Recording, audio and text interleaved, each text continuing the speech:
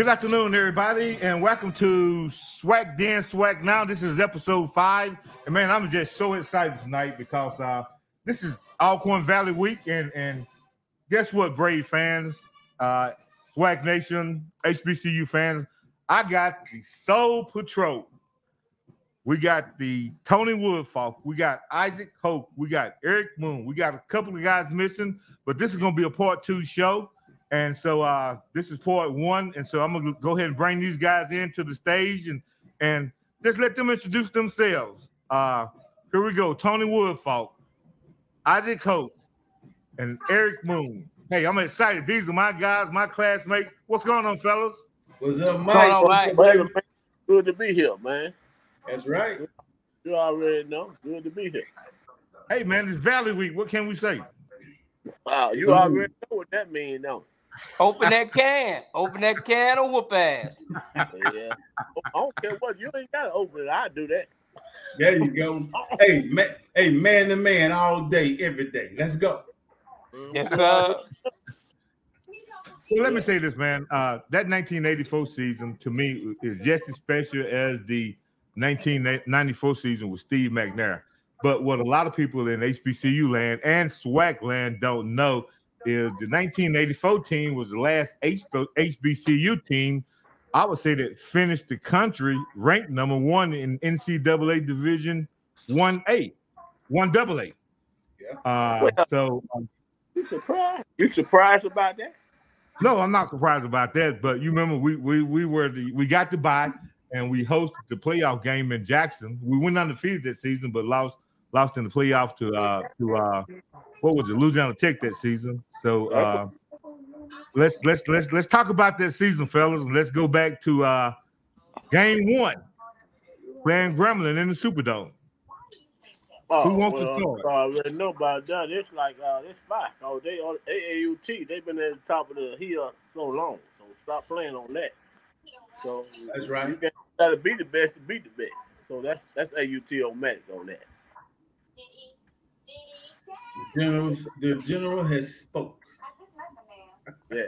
About who we play. See, the whole issue of playing somebody when we play our team, like you said, we don't play against nobody. They gotta play against us. See, I don't even live like that. So that's a wrap. And Mike, what you don't understand, man, that year, man, we didn't think about losing at all. I mean, that was not even in the equation. It was just like, okay, who we got next? You know, it was just, we getting ready to play in the dressing room. Thoughts of them wasn't even in our mind. They got to think about it. Same thing. We don't play against nobody. Don't tell me who we got to play against. They got to play against us. Come on, and don't come at me like that. Wow. That big bad purple rain. There you go. Well, Moon, you were a freshman that year, right? No. When? 84. No, you weren't a freshman. You were what, sophomore? I was a senior. Yeah. You were a senior? Okay. Wow. Yeah, so stop you playing. run in that first game? Didn't you run one back against Gremlin? Oh, yes, I did. And break danced in the end zone. That was a BT highlight. Now he gonna make some moves. Now he loves That's move. right. I can't talk when I'm playing, cause I gotta. He gonna get down for the head, but I can't do it like that. I gotta focus. Well, you know what? Let's do you guys remember the score of that game? No, we won. We won. How about that? That's it. How about that one? Yeah, it didn't matter. Well, let's do this, fellas. We're talking about the Soul Patrol. We're talking about the Soul Patrol, but I only have 3 of you guys on there. So let's talk about some of your other teammates who also part of the Soul Patrol that didn't able to make the podcast tonight. Yeah. We had Flea at the other corner. Yes, sir. Who was stick like glue. Mm-hmm. We had Daddy. Daddy. Government name. That's right. Terrence Stew was his government name. Then you had why you get government? Yeah, Milton Mack. Daddy Bomb. Daddy Bomb. That's right. Number 24. That's right. He the other glue. That's Quicker right. than the cat on the marble tape. Quicker than the That's cat I just on one the thing marble. gone. Yeah, he can come out, he break faster than anybody. He come out that break now. That's right. What I said, Faust, he come out that break. He can come out that break, and I'm a hold. If you don't call it, I'm a hold you. That man he blessed by the best. He can come out that break. See, they talking about defensive back and whatever. Oh, my whole world is I'm a football player. That's it. Now, you can say defensive back or whatever, but to me and myself, I'm just a football player. That's it. There you go. Yeah, that's wow. it. Well, Erick Files told me he taught all you guys everything you knew. Well, he taught me. He the guidance for this thing. He the guidance for me. I know. Correct. Yes. And, even on the other side of the ball, him and Ray Vaughn, they taught me a lot of things, man. They helped me along the way. It like tremendously. You can't really get it until you got it. I'm like, hold up, man. And they said, no, you can do this like because you're gonna be good, man. You good. And they if it weren't for them two, that's what I call them. That they didn't adopt me, but I adopted them, my two big brothers. Well, and then Elba File, like I said, I was shout out to them two guys. Yeah. Like, and when I came, Elba was a senior. Man, he took me under his wing and said, hey, this is what you do. And that was it, man. It was like, hey, that's what it is. And then you talking about Ike and Moom. See, I was younger than those guys, man. Yeah. I come in there, I couldn't even lift 135 pounds. Ike said, man, you got to do some push-ups. You got to do something. You know, and I got strong and got rolling, and that's what it was. You know what I'm saying? So hey, that's how it goes.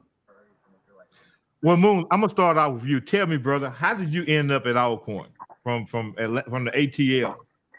I was headed to Clemson University. The man said, if I don't make the South Side, where you are, Moon, don't worry about it. I'll be there the next day. So I hung out till about 10 o'clock so everybody will stop coming to the house. Finally, I came home. Next thing I know, Coach Harper, John Boy, David Johnson, Cedric Bradley, them all the guys who came to Alcorn from Atlanta. They said, man, come on, let's go down there, man. Let's do this thing. Man, I said, okay, well, I went and did it. I signed that night. That next morning, the man from Clemson was right there at the front of the school when I got on the bus. I said, oh, man, I done signed with Alcorn. He said, don't worry about it. We're not in the same conference. He said, you still can just come sign with us. I said, no, I done committed myself, so that's what I'm going to do. So that's where it was. It was actually Ronald Smith, who played baseball, his dad, the one who led me down there. He was my first Little League coach. So he got me down there, really. And they came to the house, and I signed that night. And the reservation had never been the same since. Oh, well. Well, they say change is inevitable. And I definitely saw the reservation change. I heard that. All right, give me your story, my man. How did you end up on the reservation?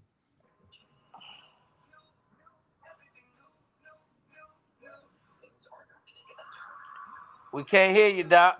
We can't hear you, Ike.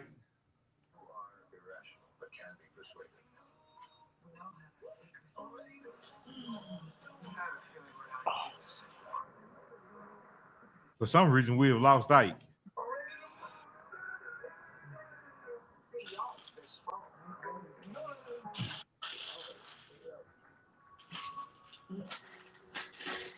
Tony, give us your story. How did you end up on the reservation? Let's see, can we get Ike back in? Well, you know, you got Yazoo City, man. We was rolling. My brother was down there, and Jack was on me real hard, and man, we was rolling, and it was like, hey, man, you got to come on down to that. And Rhett McGowan really was the guy. Rhett McGowan was like, hey, you got to come down to the reservation to do what you have to do. And I came down there as a receiver. And you know, back then it was defensive back universities, and if you had any athletic ability, you was gonna go on defense. And I was doing what I had to do, and Coach Cassim said, "Hey man, come over and see can you cover?" And I covered a couple of guys. He said, "You change your jersey. You're a defensive back. That's it. That was over." Now you know nobody could hold me on the offensive side either. Now I was killing people on that end. Ask Richard, he'll tell you. Wow. I don't remember that. Okay.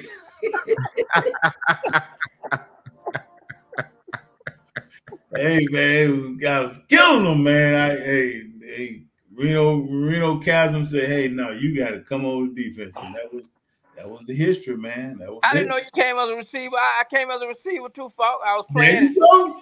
I played my freshman year as a wideout, and that summer, I was at my girlfriend's house.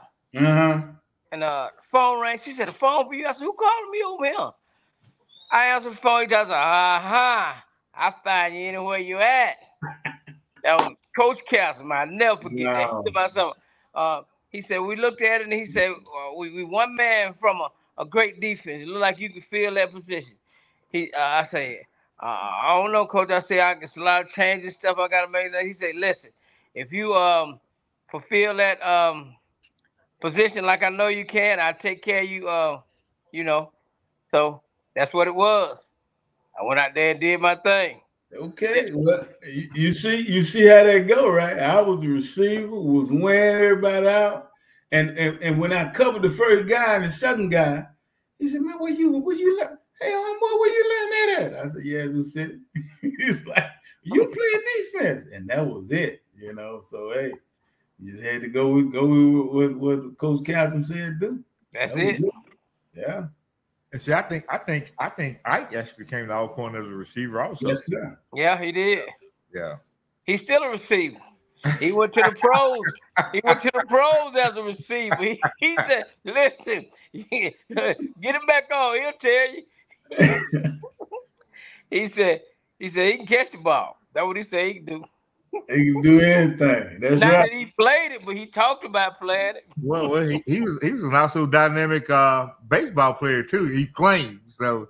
I'm not gonna question his athletic ability. But I say he's a big time golfer. I say he can golf like I don't know what's He can golf. He can golf because his dad was a phenomenal golfer. Oh, I can hit the ball. I can hit the ball. Okay, there you go. Yeah. Well, Falk, I'm gonna start with you on this question here, and then I get Moon next, and then hopefully we can get Ike back on the line. But tell me, man, what is your favorite Marino Captain story or DT? It's a favorite story, but you know a lot of stories you can't tell on this. No, we're not. We tell the one we can tell. Tell them more. You can't tell them stories, but. I remember one time, man, and you know, back in the days, it was something else, man. So, you know, if you get beat, you know, the receiver beats you, it's like, okay, man, we'll see you up in the office, and we're gonna give you a lick, you know, this and that. So Mac got beat, and I got beat. He said, "We're gonna see y'all up there." And I told Mac, and Moon got beat, and Ike got beat. I said, "Well, dang, he said nothing to Moon and Ike, you know." So. I told Mac, I said, "Now we ain't finna take this, Mac. We gonna just chill and just cool out. We gonna stick together." And he come up to, "All right, man, y'all come on." He said, "No." He said, "Oh, y'all done teamed up on me today, huh?" "Oh, okay." I said, "Yes, sir. That's what we gonna do." So, and then Reno like, "Okay, then, all right, we gonna let you go with it today, you know." But he understood, like, hey, you know, once you get over that hump.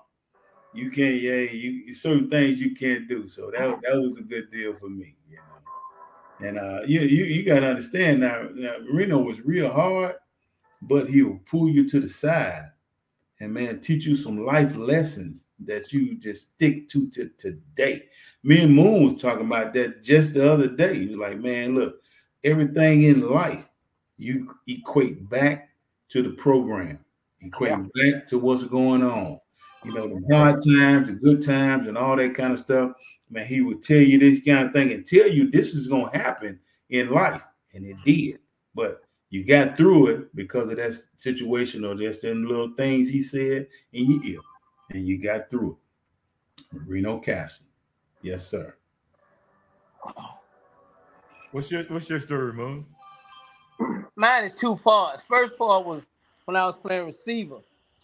I'm pacing myself behind Willie Holmes. He go down. It's uh, Friday before game, and Willie Holmes go down. So they put me in. They said, put the freshman in there.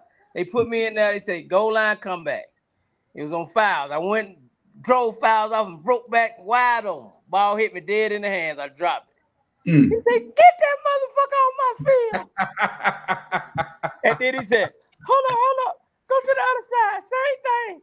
That nigga went to the other side. Same thing. I did the same thing. I drove Mark Hop off, broke off, and ball hit me dead in the hands. I dropped it. So that was what caused, and and it messed my head up. I'm headed in the locker room, last one. So Cass coming out of the locker room, out of the back door, getting in that burgundy Mercedes. He said, homeboy, I don't think you're going to be able to play in this league.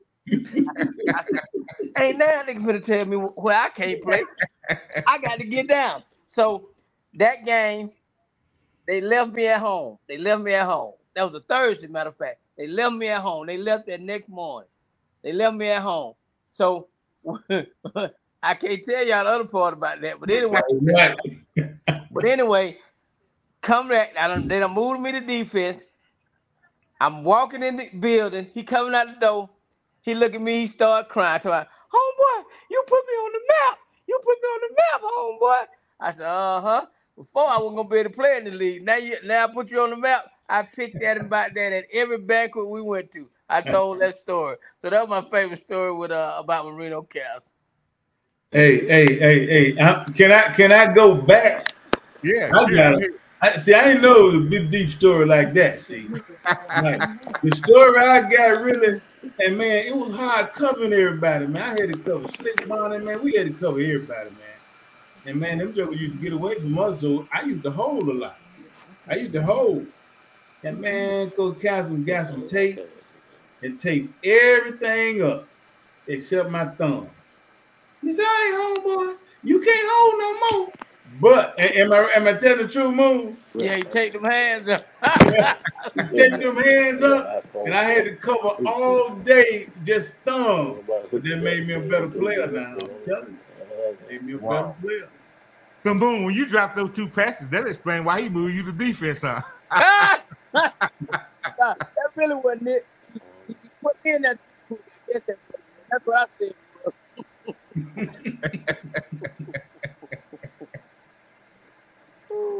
Well, until we can get Ike back online, man. Do you guys want to tell your favorite DT story? Coach Spink?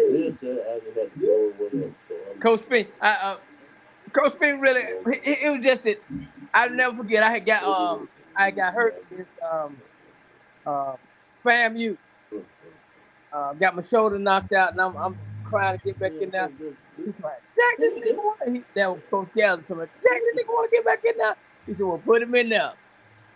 Coach Spink was on the golf course. They kicked the ball off.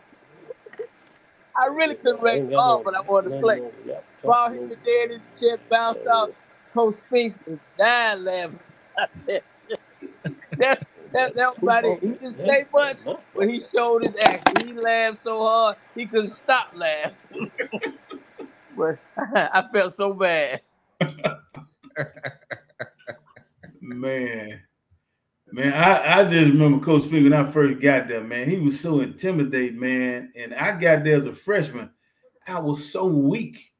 And I got up under 135, man, trying to lift 135 pounds. And boy, that weight hit me, and I couldn't get it up. Well, Coach Spink said, man, put the bar on there for him. Take that weight off. Get on out of here. I was like, man, I was just like, golly, man, what am I doing here? You know, it was tough, man. I'm telling you. It was tough. It sure was. Well, man, let's talk about some of the teammates of that 1984 team.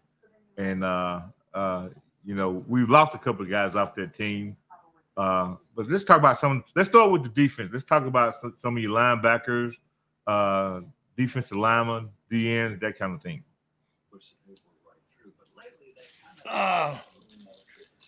I think DN was I'm trying to think. Was it It was It was Dillon, Michael Wayne Dillon. Lee. Yeah, Dillon. Well, Dillon was linebacker. You had Michael Lee. You had you had Arnold Campbell on the other end. Yeah, on the camera. Yeah, Arnold Campbell, Michael Lee. You had machine. Willie Brown. You had Beagley. Yeah, Roger Lorenzo King. King. Yeah, you had Michael Simpson. Man, them dogs, man, look here. Hey, Bigley used to tell me, he say, that was my roommate. He say, Room, you cover him for 10 yards. I got the other 2. That's all I do. He said, that's all you need to do. Just cover him for 10 yards. We gonna be there by then. And that was it. Now Wayne Dillon thought he was a little slick defensive back. He thought he could backpedal and all that. Remember that, Moom? Yeah, Dillon made me, as far as me running my kickoffs back, coach. He would chase me and he would push me. And I would take. I said, I ain't gonna let this joker catch me. Dillon had some speed on him. Yeah. He was trying to catch me. And I said, but he ain't finna catch me. That's right. It showed in the game. That was just like practicing running for a touchdown. I did that every practice. We did it. So in the game time, it was gonna come natural. That's right. So I didn't have to worry about picking up the speed because it was gonna be that natural. Just jump out there and run. But practicing against you, Moon, Wayne Dillon went and got some jokers on the kickoff. Remember that? Yeah. He went and got that one for FAMU. That's right. Yeah, man, Wayne Dillon. Hey, that was homecoming. Wayne Dillon went out, kicked off, and caught that joker, man. I was like, wow. Went and got him. So did. Yeah, it worked out for him too. That's right. That's right. I would stick him and he would stop him. There you go. It worked out. That's out. All right. That's all right. Man, that team was just had all kind of talent. Because I remember that first game in the Superdome of the '84 season. You remember Holt pulled up on that big lineman from Gremlin? They were running that sweep. Well, I didn't care nothing about contact now. Man, back then Gremlin had them big linemen. They had a big huge lineman. Huge lineman. Ike pulled up on that lineman, man, and the whole dome stood up. He just floored him. Yeah. He came up and put it on him. That was nice, man. Speaking of Ike, I never forget. We playing Texas Southern homecoming. We scrambling, fighting, trying to stop them from getting a first down. We finally stopped them. We thought we was coming out of the field. The play was on one side of the field, and Ike done knocked the receiver out on the other side of the field. Nothing, no play or nothing over there. He just done knocked the boy out for nothing. I said, golly. I mean, we were tired, tongues hanging out, because they were passing, they were throwing. Yeah. I don't know what the boy said to him, but he must have said something, got smart or something. I knocked him out. He laid out on the field. I said, golly. That was it, man. That was it. I was ruthless, man. I'm telling you. He didn't play. That's right. Yeah. He gonna hit you. What they say, he gonna knock your dick in the dirt.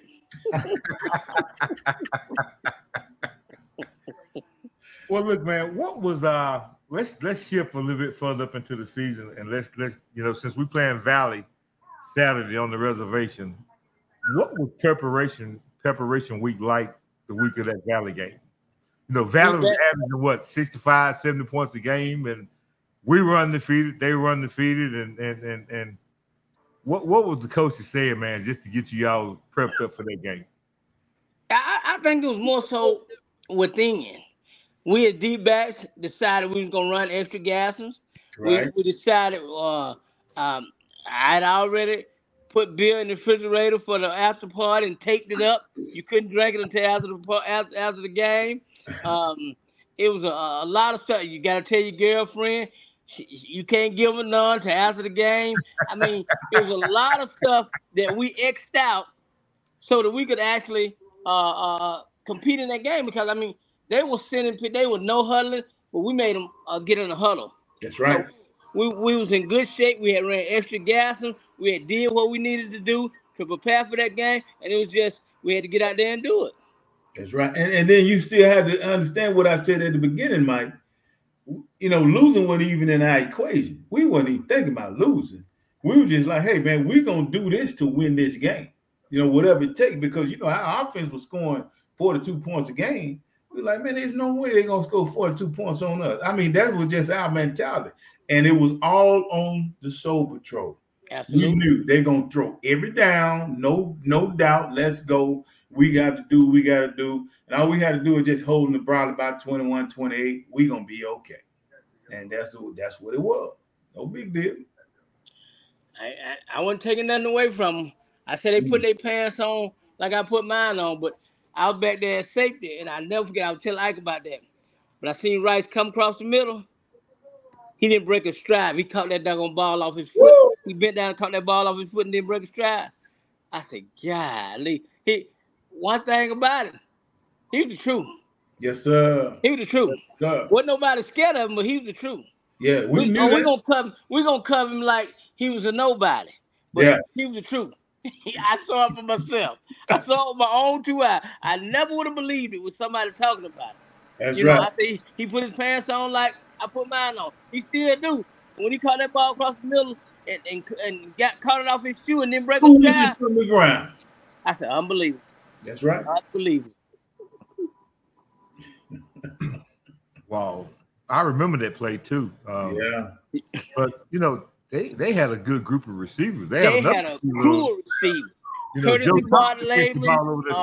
Joe Thomas. Joe Thomas. And I was after Joe Thomas the whole game. I was trying to knock him out. Because, he wanted to get a little smart mouth, but he kept ducking. He knew I was after him. Yeah. Ducking. I was at him. But he kept ducking, so I say, they had Cleo Armstrong. Yeah. Had all them guys, man. Yeah, they had all them. They had a host of receivers. Yeah. Like I say, Kurt the Butler, Ike said he passed not too long ago. Yeah, he passed. Yeah. I hate that, but Kurt was a good receiver too. He's a real good receiver. Yes, sir. Yeah, well, in order to score 60-something points a game, man, you got to be rolling. Just come on now. That's hard to do. And they were scoring 60 points a game. He's like, woo, we got to work today. But like you say, our mentality still was, we gonna stop them. Let's go. Yeah, we weren't supposed to. The coaches told us, don't know, y'all stay on campus. We said, man, please. We jumped in my car. We drove to Jackson. We was off. We drove to Jackson to see them play Jackson State. Jackson State, I remember that. And what kind of got me was, Rice, you scoring, but you started taking off your helmet every time you score, so people can see who you are. Nigga, we know who you are. You ain't finna do that on us. You ain't finna do that on us. So we watched that game, and that game showed us a whole lot. Showed us a whole lot. Showed us what we needed to do, basically. Not what they was gonna do as per se, but what we needed to do. And what we needed to do was just cover. And that's what we did. That's what we did. We needed to do what we do. It was, and let me tell you another story. All right, they came into the like Sunday. Okay, man, we're gonna look at somebody over the top or whatever. Ike went off on the coaches. He said, man, y'all ain't gonna give me no chance. Give me a chance. Now if he killing me and wearing me out, okay, we'll do something else. But let me cover him man to man right now, just like we always been doing. And they said, I can't. All right, homeboy. You mess around, let him catch about 5 or 6 on. That type of situation. So we just did what we had to do. We did what we did all year. We're gonna lock it up. We're gonna have a safety over the top or 2. Let's go. Play football. And I think another thing too is they weren't used to nobody playing them man to man. They wasn't. No.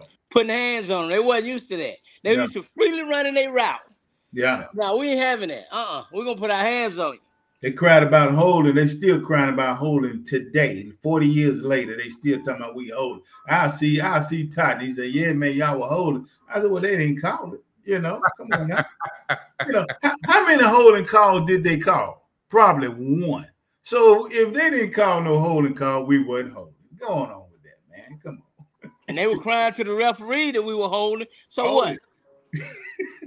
They didn't look for it. Yeah, they looked for it, but they didn't see it because it wasn't happening. It wasn't holding. There you go. It wasn't holding. It wasn't happening.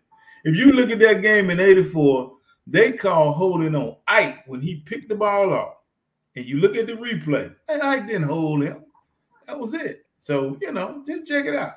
Because I think Ike got 2 interceptions in that game, didn't he? I got 2 too. Yeah, you got 2 too. Yeah. That's right. Yeah. That's right. They wouldn't let me get loose, but if I'd have got loose, I'd have scored. I want to score. Well, man, what was you all thinking process when you all drove up to the stadium 10:30 that morning and saw the stadium was already half full? Were you all expecting 64,000 in the stadium? Nah, I was expecting a lot of people, but not like that. Not the packed stadium. No, not the packed. And when we usually come out for the pregame warm-ups, it'd be a few people in the stands, sometimes half full, big game. But pregame warm-up, it was packed to the max. 60,000 at pregame. It was packed to the max. You talking about an hour and a half before the game. It was packed to the max, man. Hey, and the crazy thing about that, it was on a Sunday competing with the NFL. Yep. Right. Think about Absolutely. that. Yeah. Absolutely. And it was on national TV. Yeah. Channel 3. Yeah. And look at the I tell you, man, the white people that came out to that game was amazing. Yeah. They wanted to come see the show. Oh yeah. Yeah. They wanted to come see the show. Well, look, let me ask you something. I saw the little documentary that you guys did that they did with Ike and Jerry. And what was that story, Tony, that Richard came in and asked you guys, could you hold how many points?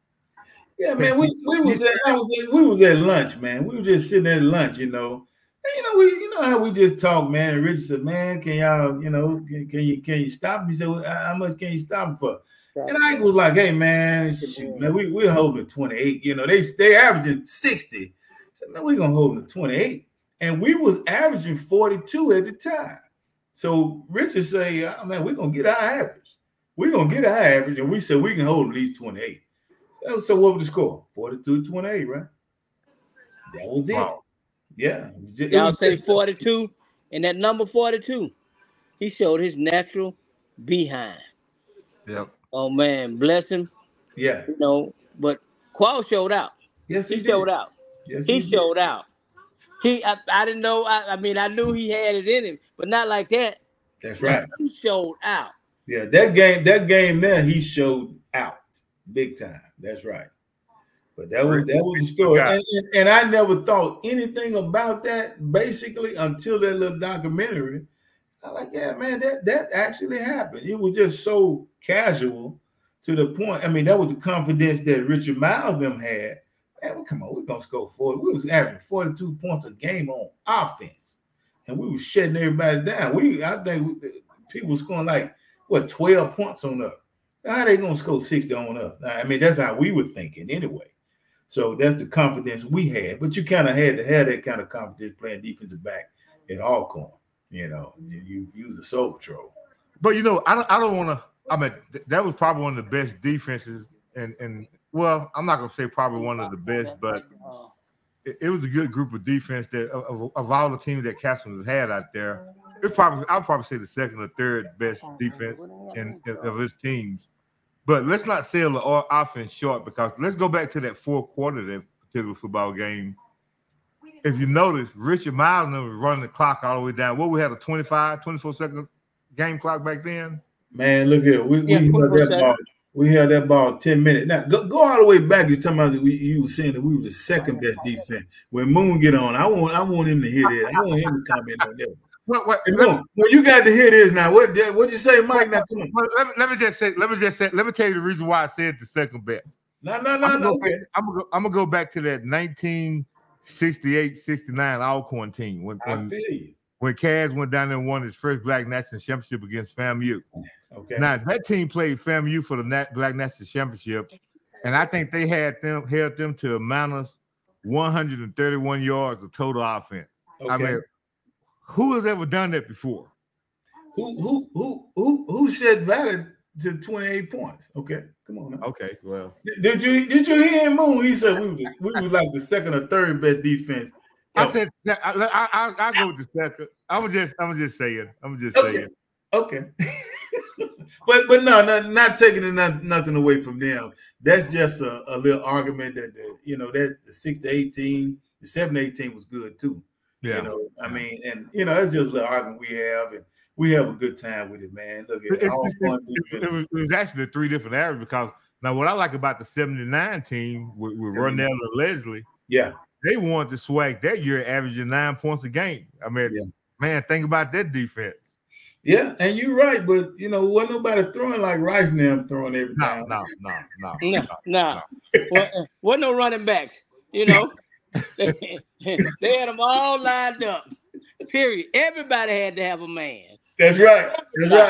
That's right. It wasn't just one receiver you had to stop. You had to stop 5. So that's all. That's just a little argument we got. But the 79 team was, man, it was great. And the 60-something team, they were great also. So we don't want to get in it. Gonna get them mad. So hey, we good. But I was just thinking about back to that Valley game. I think that fourth quarter, Alcorn went on the drive and they were holding the ball all the way down to the last second before they hike it. And I think then we scored off that play, but they took like 8 minutes off the clock. Yeah, that was an 8 to 10. I thought it was about a 10-minute drive, man. And when we got back on there, we were so rested. I mean, we just took our time, and that's just a thing to the offense. That's what I'm talking about. We had an offense that was just rolling. Yeah, we had an offense. Offense could go. They could go, man. They could go, and that's what I guess everybody got lost in. That we was like, hey, man, we were scoring 42 points a game. So come on now. I mean, what do you think? And I'm sorry, Valley really wasn't stopping anybody. So, we knew we was going to roll on offense. We just had to stop them on defense. That was it. Well, we got some guys that are going into the Alcorn Hall of Fame this weekend that was off that team. We got Big Wash that's going into the Hall of Fame. We got Slick. We got Zoe. Who else have I missed? I think that's it for the 84 team. Yeah. And Tony, you're already in. You're in also too, right, Moom? Yep. And Ike is already in. I just sent him a text message to see if he can get back on. Yeah, Flea's in also, so the whole Soul Patrol is in. Wow. Yeah. Wow. I said the whole team should be in. That's my argument. That whole team should be in, because I mean, them guys are playing. Playing. You talking about Simp Beagley, Willie Brown, man, those guys, man. You talking about could roll. Arnold Campbell is already in, and all that. Michael Lee, I think he should be in. Okay, Wayne Dillon is in. Lawson, Lawson should be in. All those guys, man. To me, yeah, to me too. Is Richard in?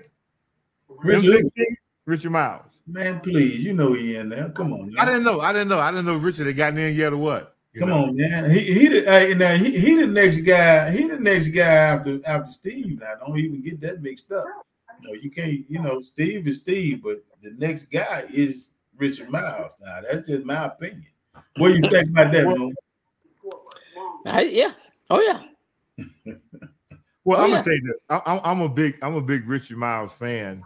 But now, when you go look at stats wise, there's another kid out there that you coached out there, Falk, was Donald Carey. Yeah, Carey was in there.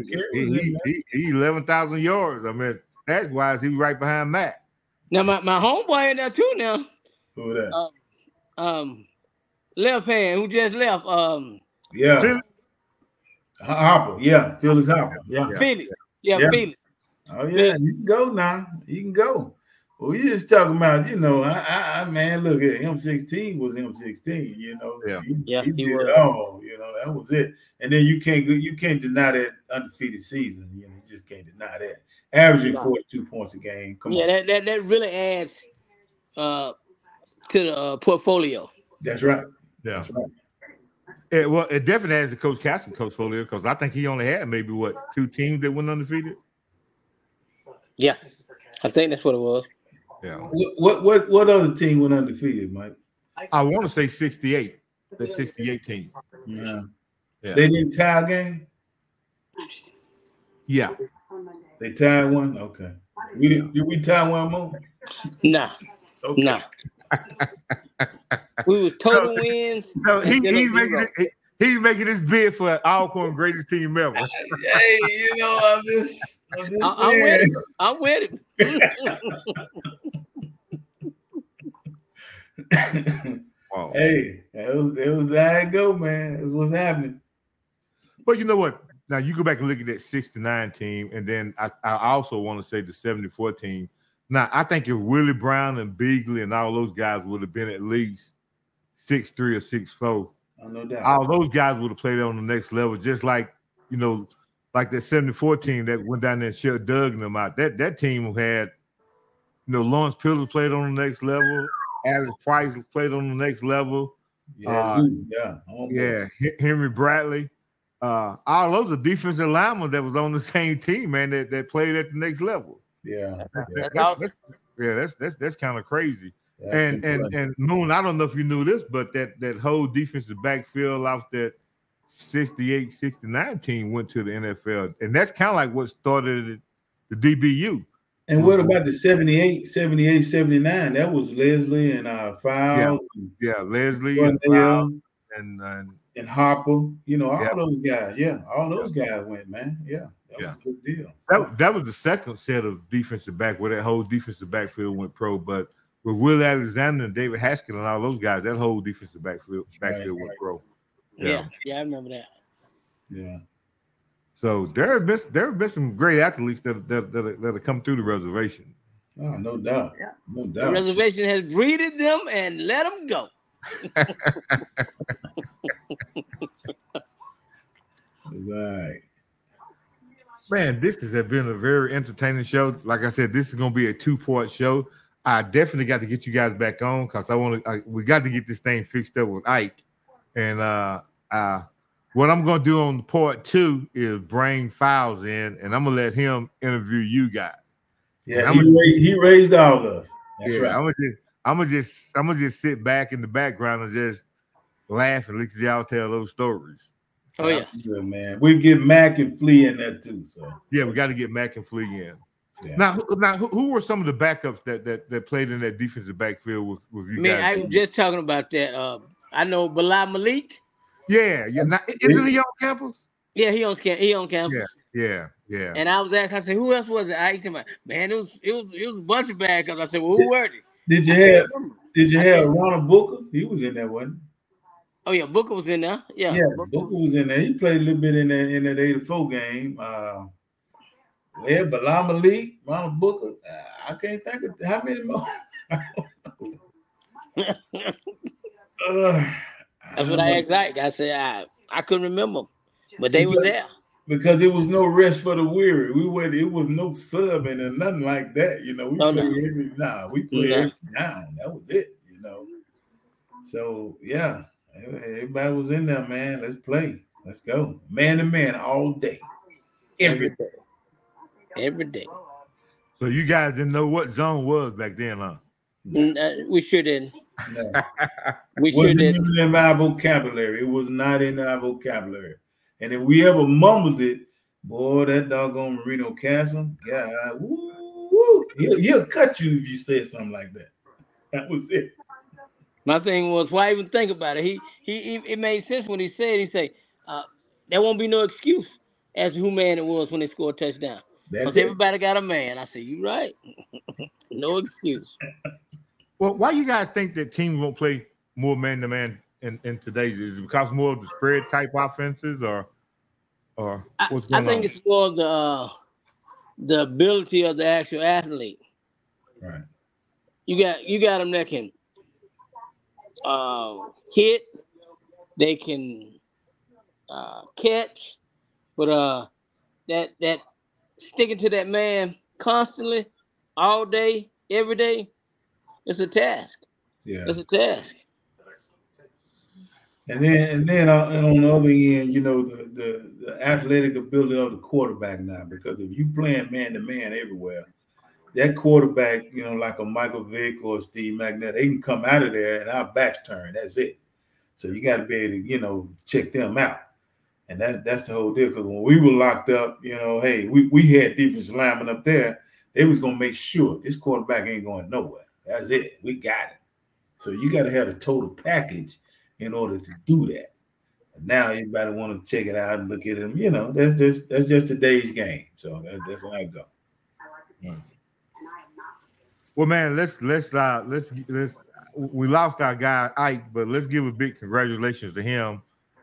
He is going into the SWAC Hall of Fame. All right, go ahead, Ike. Yeah, so yes, sir. Yes, sir. Very well deserved. And let's keep Flea in our prayers. You know, he's having some issues with his dad.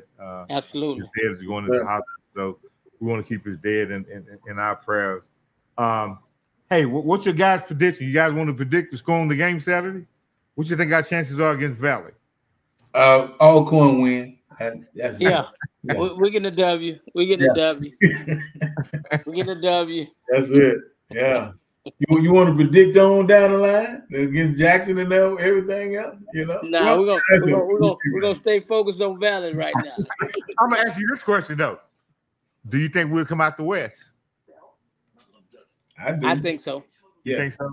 I do. I think so. We made a big jump by winning, beating Grambling. That's homecoming. Right. We made a big jump. And we won against Pine Bluff, and that kept us with that big jump. So we just need to keep winning. Yeah, all we gotta do is handle our business. Just handle our business. I think what happened with the Pine Bluff game, I think the first, as far as conference games, everybody was stacking the box on us. And man, this kid Aaron Allen came on the scene, and he just, you know, they said, well, you know what, this kid can really pass the football, and they started opening their box up a little bit, and what's the big running back from Columbia? Figuring out how not to go to jail. What's his name, Falk? Zero?